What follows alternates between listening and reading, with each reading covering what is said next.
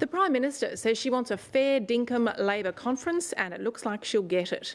Momentum's growing to change Labor's platform to allow same-sex marriage, despite Julia Gillard's resistance and her bid to ensure a conscience vote.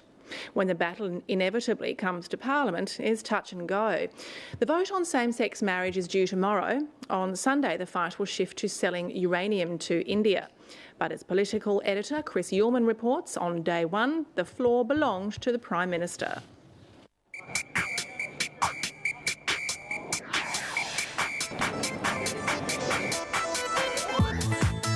Labor is a broad church. If you wanted a definition of anti-Labor, the idea of selling uranium to India is probably about as close as it gets. My people in the lower Gulf are in support of uranium. With many knocking at the door. 80% of the Australian public is against the cruelty in live animal export. And today the true believers gathered for the 46th conference of Australia's oldest political party. Welcome to the conference, everyone. In 2009, Kevin Rudd ensured the party's usually feisty policy jamboree was controversy-free. This time, Julia Gillard says she wants real debate, and she'll get it. Marriage is between a man and a woman. I think we should have strong support for same-sex couples. I think there should be a conscience vote. The Prime Minister of Australia, the Honourable Julia Gillard.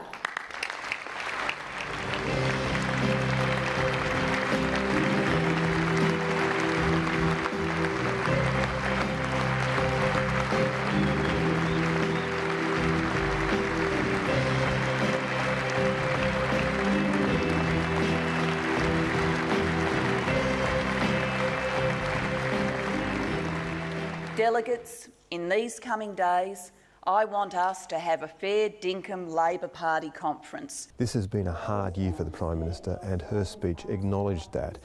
But it also said that perseverance had brought rewards and that tough choices had been made on things like the mining tax. And it wasn't just a speech for the party faithful here, it was aimed at a broader audience, where she claimed that Labor was a party for the future and Labor was the party for growth. And together, in 2012, we will do much more.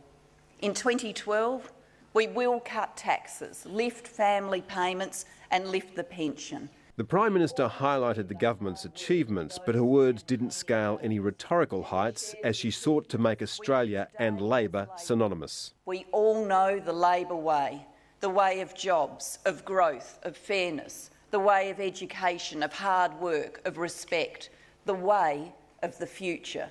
And we meet as a party which knows that the Labor way is the Australian way. And some of the constructions were a touch bewildering. This is the Labor way. This is the Australian way. We follow it simply because we are us. In a sign of the party's priorities, the first debate was about Labor's economic path. The left provided the passion. But I don't agree with you on some issues. I don't agree with you on some issues, comrade. I don't think we should ever have a surplus fetish, and I'm not saying Wayne has, but we should never have a fetish for a surplus. But the right had the numbers, cutting down bids to place less weight on returning the budget to surplus and expanding the mining tax. It is not an accident of fate or geography that Australia has a AAA credit rating. It is not an accident. It's because we have good economic management. There are 400 conference delegates and the right nominally controls 220.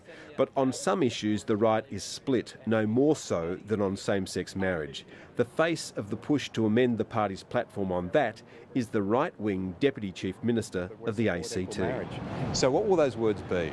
That Labor would amend the Marriage Act to allow a union between two people regardless of their sex.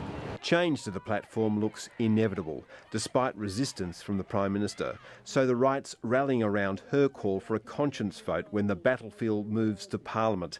But it isn't clear that the right will hold on that either. It is appropriate that the Labor Party recognises that this is a question which has some unique characteristics, including religious beliefs, and it's appropriate in those circumstances for us to move to a conscience vote. That vote will be tomorrow's focus, and Sunday's main bout will be the Prime Minister's push to sell uranium to India, a country that won't sign the Nuclear Non-Proliferation Treaty. Since 2007, the Non-Proliferation Treaty has ceased to be of any practical effect, and there's no point Australia being the only uranium supplier that's not prepared to sell to India. Being in Japan during the earthquake, the tidal wave, and watching what happened around Fukushima has really firmed up my view that this is a dangerous thing that we're digging up and shipping overseas, and to be sending it to a non-signatory to the NPT is a significant step.